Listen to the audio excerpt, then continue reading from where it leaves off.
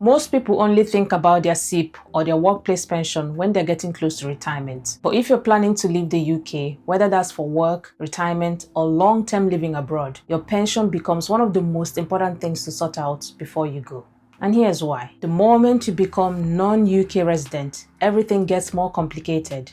Tax, withdrawals, fees, currency, and yes, even what happens to your pension when you pass away. So today, I'll break down the key things you need to understand about your workplace pension or your SIPP before you move abroad, and how planning ahead now can save you and your family thousands in fees, delays, and avoidable tax later on. Let's get into it. Before we talk about leaving the UK, let's quickly cover what normally happens if you stay in the UK. If you have a defined contribution workplace pension or a SIPP, the rules are broadly the same. The only real difference is who's running it. Your workplace pension is run by a provider like Aviva, Royal London, or Legal and General, and a SIPP is just the personal version that you control yourself. At some point, many people move their workplace pensions into a SIPP anyway, especially after changing jobs or when they want everything in one place. Now, here's the first big thing you need to know. Always make sure you've completed your expression of wishes. That's the form where you tell your provider who should receive your pension when you die. Most people don't realize this, but without that form, your provider decides who gets your money, and that can delay things for months. Now, tax. If you die before 75, your beneficiaries can usually inherit your pension tax-free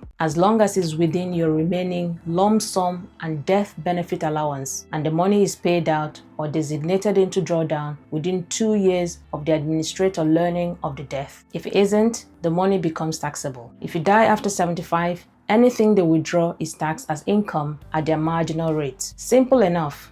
But from April 2027, most unused pension money and death benefits will start counting toward your estate for inheritance tax. That means some families could see a 40% tax hit above the £325,000 threshold, although spouse and civil partner transfers should still be exempt. This is why planning matters. What looks simple today may not be simple in 2 or 3 years. Now, let's talk about the part that catches most people off guard. What actually changes when you move abroad? The answer is a lot. Most people assume they can just manage their pension normally from overseas, but many UK providers simply weren't designed with long-term non-UK residents in mind. Here are the problems people run into. The first is that some providers won't fully support you once you're overseas. Certain pension companies don't accept non-UK addresses. Some freeze certain features, some won't accept new instructions, some require everything to go through paper forms posted to a UK address. Number 2,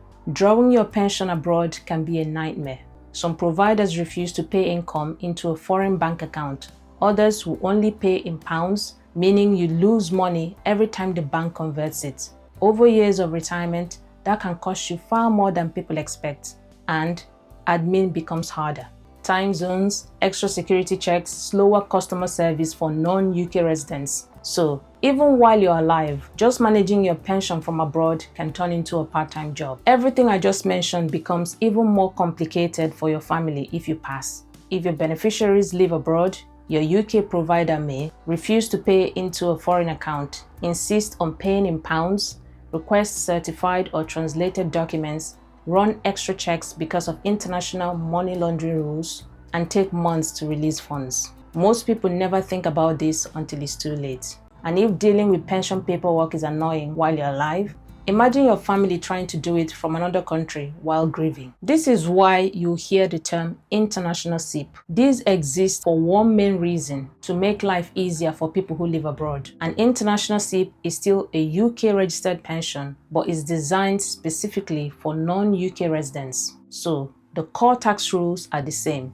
but the administration is far more flexible. An International SIPP can support non-UK residents properly, pay out in multiple currencies, deal with overseas bank accounts, process overseas documents, and avoid the long delays some providers are known for. Now, not everyone needs an International SIPP, especially if you or your beneficiaries are likely to remain in the UK or your employer handles non-UK residents. But for expats, long-term overseas residents, it can make a huge difference to how smoothly everything works. Let's take 2 simple examples. Mark moved to Spain a few years ago and left his UK workplace pension exactly as it was. He never checked whether the provider properly supported non-UK residents. Then, at age 60, just before he planned to start drawing his pension, Mark passes away. And that's when the problem starts for his daughter in Australia. Months of paperwork, certified documents, payments stuck in pounds, delays from provider that simply isn't built for overseas families. All of it is avoidable with a bit of planning. Now, compare that with Sarah living in Dubai. She consolidates her pensions into an international SIPP before leaving the UK. Her provider knows she's overseas, her family is in the UK, and the admin is designed for cross-border situations. When she dies at 80, the pension is released smoothly. The tax rules follow the usual age-based rules, and everything is dealt with quickly. This is the difference pre-planning makes. If you've ever worked in the UK, you probably have at least one workplace pension sitting somewhere. And if you're planning to leave the UK or you already live abroad, don't ignore it. Check your expression of wishes. Review whether your provider supports non-UK residents. Decide whether a standard SIPP or an international SIPP fits your future plans. And think about how easily you can access your pension overseas and how easily your family could access it later. Your pension doesn't disappear when you move abroad, but without planning, using it and passing it on could become far harder than it needs to be. A bit of preparation now can save you and your family